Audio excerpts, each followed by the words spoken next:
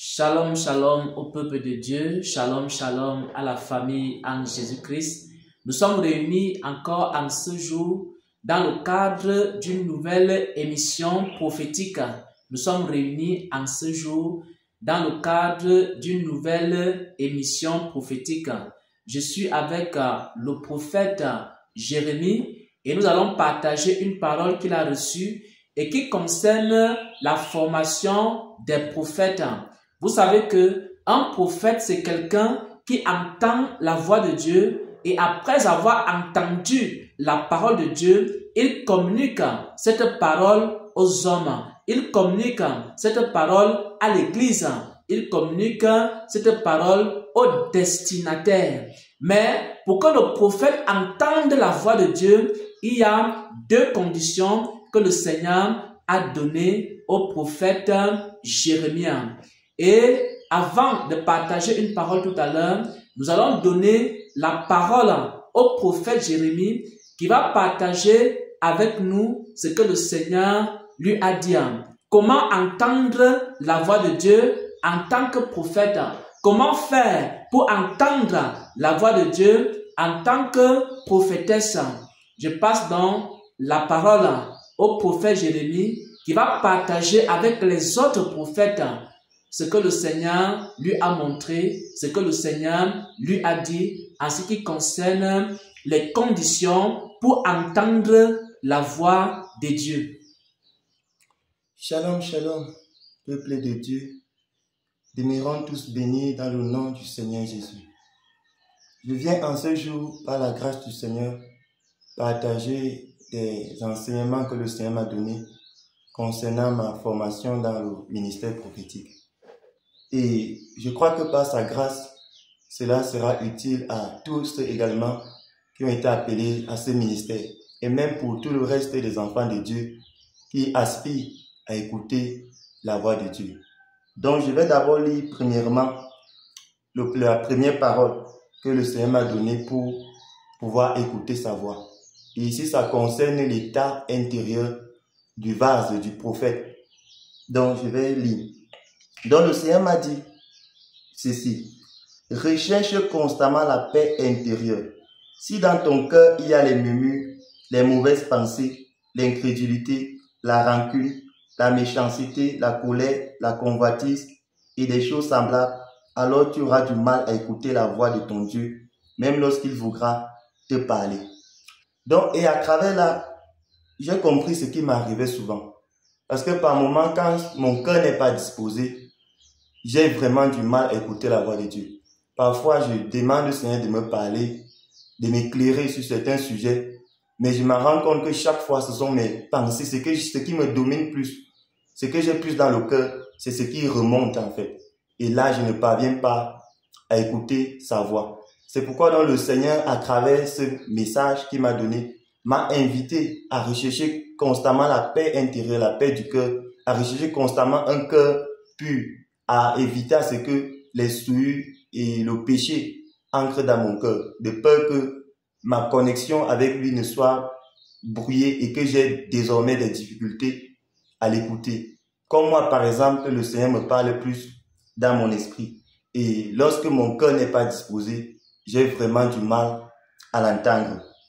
Et il y a également une deuxième parole que le Seigneur m'a donnée. Et là, ça concerne maintenant l'environnement du prophète. Voici, le Seigneur m'a dit ceci: tu dois beaucoup aimer les endroits calmes où il n'y a point de bruit, car c'est dans le calme qu'on apprend à discerner la voix de Dieu et non dans les bruits. C'est aussi dans le calme que tu auras des rencontres spéciales avec ton Dieu et même avec des êtres célestes.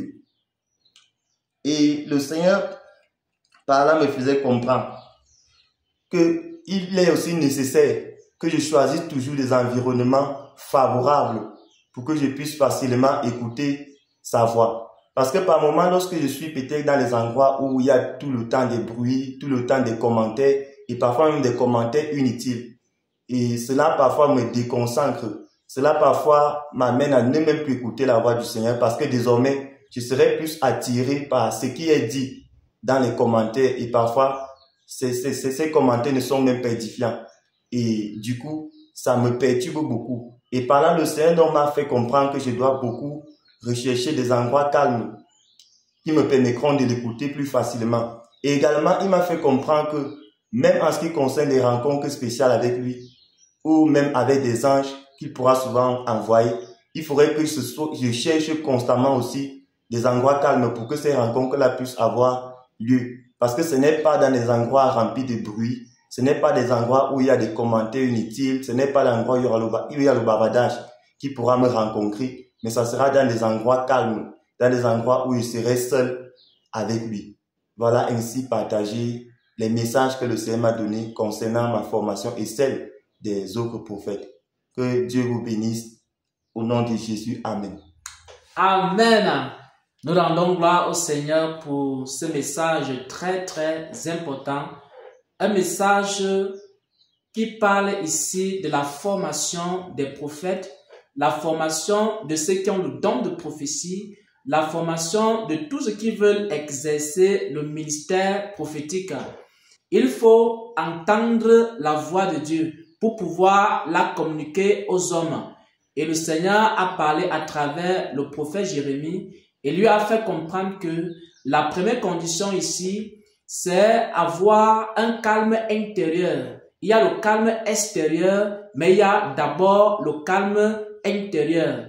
Et le calme intérieur, c'est lorsque notre cœur est en paix, notre cœur n'a pas de péché, notre cœur n'est pas troublé. À ce moment-là, dans ce calme intérieur, on peut entendre la voix de Dieu. Et aussi, il y a le calme extérieur. Il faut être dans un environnement où il n'y a pas les bruits. Si un prophète se trouve dans un environnement où il y a beaucoup de bruit, il ne peut pas entendre la voix de Dieu. Et je vais terminer ici par une portion des Saintes Écritures pour confirmer la parole qui a été donnée au prophète Jérémie.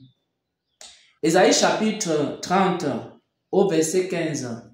Ésaïe chapitre 30 au verset 15, il est écrit: Car ainsi a parlé le Seigneur, l'Éternel, le Saint d'Israël. C'est dans la tranquillité et le repos que sera votre salut.